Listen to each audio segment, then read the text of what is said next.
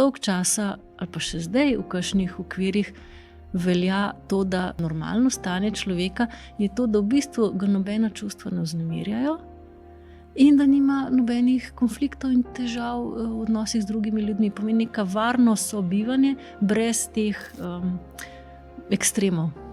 Ampak v resnici to ni življenje, to je smrt. Nagrobniki so primir, vsak lepo oddaljen drug od drugega, urejeni, rožice so tam. To je res, pokopališče je nekako zelo dobra prispodoba za način, kako se mi obnašamo. Da ne motimo drug drugega in da smo okrašeni, urejeni.